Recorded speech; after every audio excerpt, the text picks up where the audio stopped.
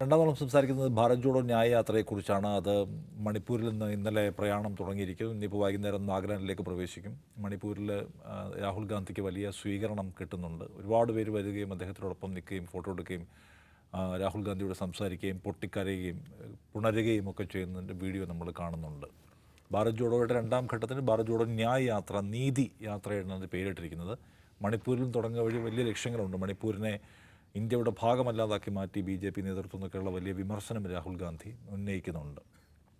ദേശീയ ചാനലുകളൊന്നും അതിനെ കണ്ട ഭാവം നടിക്കുന്നില്ല. ഇന്നലത്തെ ഉദ്ഘാടന സെഷനൊന്നും ആരും കവർ ചെയ്ത് കണ്ടേയില്ല, കേരളത്തിലും ചില ചാനലുകൾ. അപ്പോൾ അതെന്തുമാത്രം ഇമ്പാക്റ്റ് ഉണ്ടാക്കാൻ സാധ്യതയുണ്ട് എന്നാണ് നമ്മൾ സംസാരിക്കുന്നത്. ദാവൂദ് എന്താണ് തോന്നുന്നത്? ഇപ്പോൾ നോക്കൂ, ഈ 22-ാം തീയതി രാമക്ഷേത്രം ഉദ്ഘാടനം ചെയ്യാന്ന് വെച്ചാൽ അതൊരു BJP ഇവൻ്റാണ്. BJP ആണ് പിന്നെ ആ ദിവസങ്ങൾ ഭരിക്കാൻ പോകുന്നത്. അപ്പോൾ അതിനോട് വെറുതെ നിസ്സഹായമായി നോക്കി നിൽക്കണ്ട എന്ന് കരുതിയിട്ട് ഇപ്പുറത്ത് വേറൊരു ഇവൻ്റ് ഇവർ കണ്ടക്ട് ചെയ്യുകയാണ്. മെഷീനറി മുഴുവൻ അതിനോട് ചലിക്കുകയാണ്. സോ കോൺഗ്രസ് വളരെ പ്രൊഡക്റ്റീവായിട്ട് അതിനോട് ഈ സാഹചര്യത്തെ കൈകാര്യം ചെയ്യുമെന്ന് തോന്നുന്നുണ്ടോ? അതിനെന്തുമാത്രം അതിൻ്റെ ഒരു ഫലപ്രാപ്തി എന്തുമാത്രമായിരിക്കും? ഇതിൻ്റെ ഏറ്റവും വലിയ ഫലപ്രാപ്തി എന്താണെന്ന് വെച്ചാൽ കോൺഗ്രസിൻ്റെ സംഘടനാ ശരീരം ഉണരുക എന്നുള്ളതാണ്. പ്രത്യേകിച്ച് ഉത്തരേന്ത്യൻ സംസ്ഥാനങ്ങളിലൂടെ ജാർഖണ്ഡ്, ബംഗാൾ, ജാർഖണ്ഡ്, ബീഹാർ, മധ്യപ്രദേശ്, UP ഉണ്ടല്ലേ, ഉത്തർപ്രദേശ്, ഈ സംസ്ഥാനങ്ങളിലൂടെയാണ് കടന്നു വരുന്നത്. അപ്പോൾ സ്വാഭാവികമായിട്ടും സംഘടനാ മെഷീനറി ഒന്ന് ഉണർന്നെഴുന്നേൽക്കേണ്ടി വരും. അത് വളരെ പ്രധാനമാണ്. കോൺഗ്രസിൻ്റെ സംഘടനാ മെഷീനറി നമുക്കറിയില്ല, അത് അങ്ങനെ എപ്പോഴും പ്രവർത്തിച്ചുകൊണ്ടിരിക്കുന്ന ഒരു മെഷീനറി അല്ല. BJP-യായിട്ട് ശ്രദ്ധിക്കേണ്ടതുണ്ട്. BJP-യുടെ സംഘടനാ മെഷീനറി ഒരു ഭാഗത്ത്, മറുവശത്ത് RSSും അനുബന്ധ സംഘടനകളും. ഇത് 24 മണിക്കൂറും ഇങ്ങനെ പ്രവർത്തിച്ചു കൊണ്ടിരിക്കുകയാണ്. ഒപ്പം ഭരണമുണ്ട്. അതിനെതിരെ പോരാടുന്ന ഒരു പാർട്ടിയെ സംബന്ധിച്ചിടത്തോളം അതേക്കാൾ അധികം ജോലി ചെയ്യേണ്ടവരാണ്. പക്ഷേ അങ്ങനെ കാണാറില്ല നമ്മൾ.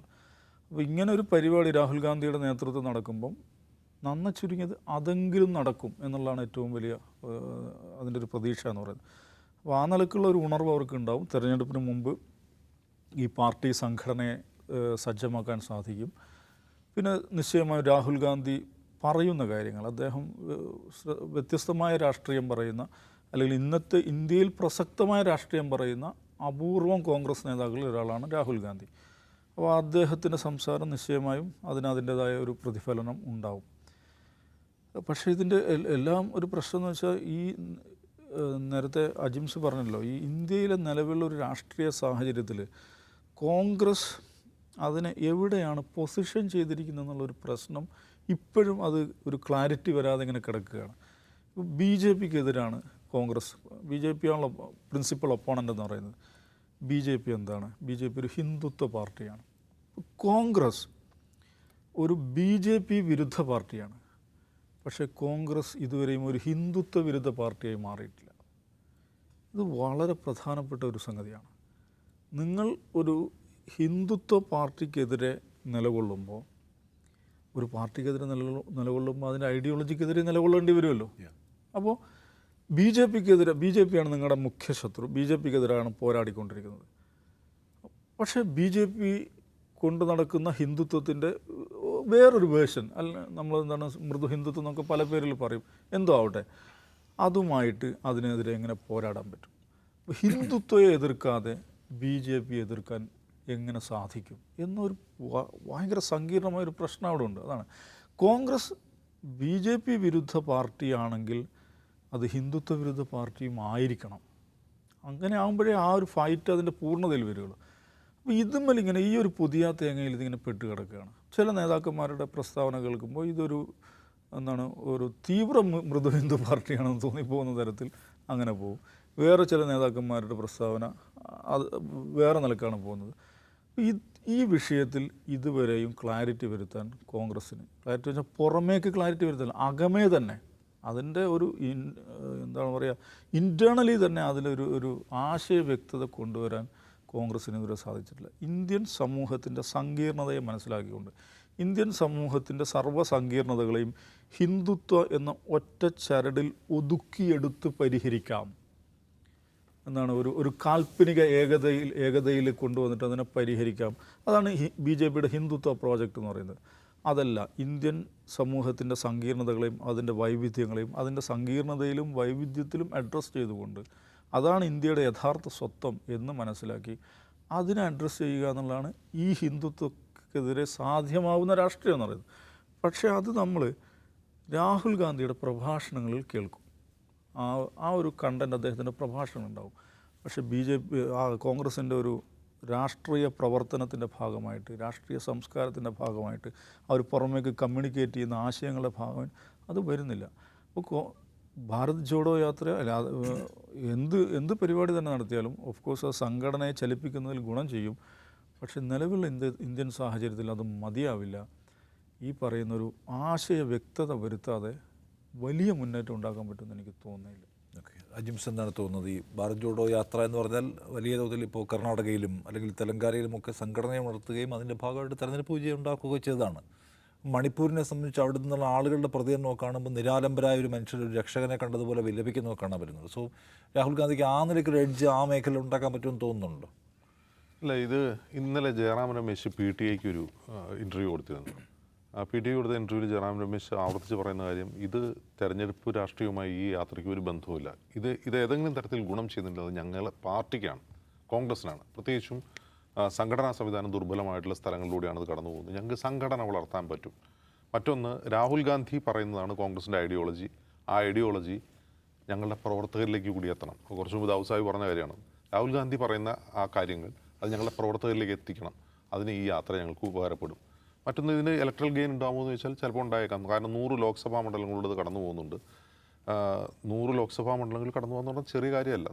ഈ തെരഞ്ഞെടുപ്പ് ഉടൻ പ്രഖ്യാപിക്കും. ഏപ്രിൽ ആദ്യം വരുന്ന തെരഞ്ഞെടുപ്പുണ്ടെങ്കിൽ ഇത് മാർച്ച് 22-നോ 21-നോ മറ്റാണ് ഇത് അവസാനിക്കുന്നത്. അതായത് തെരഞ്ഞെടുപ്പ് പ്രചാരണത്തിൻ്റെ സമയത്ത് പോലും, അതായത് തെരഞ്ഞെടുപ്പ് പ്രചാരണം നടക്കേണ്ട സമയത്ത് പോലും ഈ യാത്ര നടക്കുകയാണ് എന്നതുകൊണ്ട് അപ്പോൾ നിങ്ങളൊന്ന് ആലോചിച്ച് പോകും കോൺഗ്രസ് എത്രമാത്രം ഗൗരവത്തിലാണ് ഈ യാത്രയെ കാണുന്നത്. അത് കോൺഗ്രസ് ഒരുപക്ഷെ എനിക്ക് തോന്നുന്നത് രാഹുൽ ഗാന്ധിയും കോൺഗ്രസും ഒരു തെരഞ്ഞെടുപ്പ് വിജയം എന്നതിനേക്കാൾ ഉപരി ഒരു സോഷ്യൽ റിഫോർമേഷൻ ലെവലിലാണ് ഇതിനെ കാണുന്നതെന്ന് എനിക്ക് തോന്നിയിട്ടുണ്ട്. അത് ശരിയുമാണ്, അതിൻ്റെതായ ഗുണങ്ങൾ ഉണ്ടാവുകയും ചെയ്യും. നമ്മളത് കർണാടകയിൽ കണ്ടതാണ്. നമുക്കറിയാം, ഈ കഴിഞ്ഞ ഒരു 4-5 വർഷം BJP അവിടെ ഭരിച്ചുകൊണ്ടിരുന്ന സമയത്ത് ഇന്ത്യയിലെ ഏറ്റവും കൂടുതൽ ഹിന്ദുത്വ വിജിലാൻറ്റിസം നടന്നുകൊണ്ടിരുന്നൊരു സ്ഥലമാണ് കർണാടക.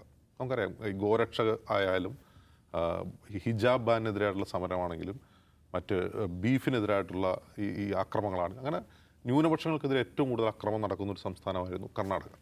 അപ്പോൾ ആ കർണാടകയിൽ വന്ന മാറ്റം അത് കോൺഗ്രസ് കൊണ്ടുവന്ന മാറ്റമല്ല. കഴിഞ്ഞ ദിവസം പ്രകാശ് രാജ് പറഞ്ഞല്ലോ, അവിടെ BJP തോൽക്കുകയാണ് ചെയ്തത്, കോൺഗ്രസ് ജയിക്കുകയല്ല എന്ന് അദ്ദേഹം പറയുന്നത്. അതുകൊണ്ടാണ് BJPയെ തോൽപ്പിക്കുക, ഈ പറയുന്ന അക്രമങ്ങൾ അവസാനിപ്പിക്കുക എന്ന് തീരുമാനിച്ചുറപ്പിച്ച കോൺഗ്രസ്സുകാരല്ലാത്ത കോൺഗ്രസിന് വെളിയിലുള്ള കുറേ അധികം സോഷ്യൽ ആക്ടിവിസ്റ്റുകളുടെ പണിയുടെ ഭാഗം കൂടിയാണ് ഈ പറയുന്ന കർണാടകയിലെ കോൺഗ്രസിൻ്റെ വിജയം.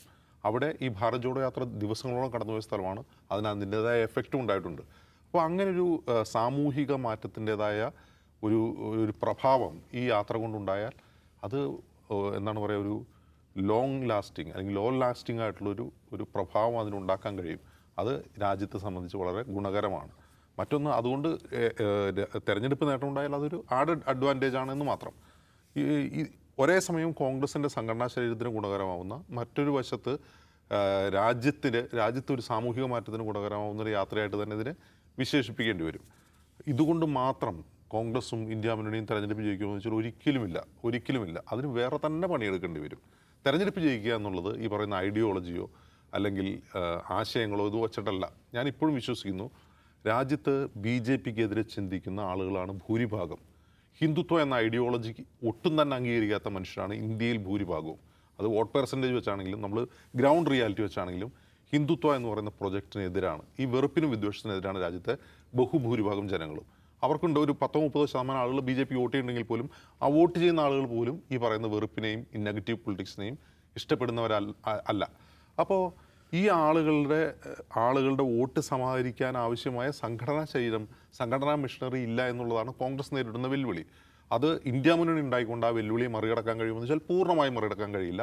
അതിനപ്പുറം താഴെ തട്ടിലേക്ക് ഇറങ്ങി ചെന്നുകൊണ്ട് വോട്ട് ജയിക്കാൻ ആവശ്യമായ വോട്ട് സമാഹരിക്കുക.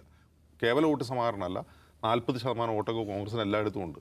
ഏറ്റവും വലിയ പശു ബെൽറ്റിൽ പോലും, കൗ ബെൽറ്റ് എന്നറിയപ്പെടുന്ന സ്ഥലത്ത് പോലും കോൺഗ്രസിന് 40% വോട്ടുണ്ടെങ്കിൽ ജയിക്കാൻ ആവശ്യമായ വോട്ട് നേടുക എന്ന പണി അടിത്തട്ടിലെടുത്തു കഴിഞ്ഞാൽ ഇൻവിൻസിബിൾ അല്ല ഈ BJP എന്ന് പറയുന്ന പാർട്ടി എന്ന ബോധ്യം ഉണ്ടാവുക എന്നുള്ളതാണ് പ്രധാനപ്പെട്ട കാര്യം. അതിനാവശ്യമായ മെഷീനറി ഉണ്ടാക്കുക എന്നുള്ളതാണ് കോൺഗ്രസും ഇന്ത്യ മുന്നണി ചെയ്യേണ്ടത്. യാത്ര ഈ തെരഞ്ഞെടുപ്പുമായിട്ട് എന്തെങ്കിലും തരത്തിൽ ബന്ധമുണ്ട് എന്ന് എനിക്ക് തോന്നുന്നില്ല.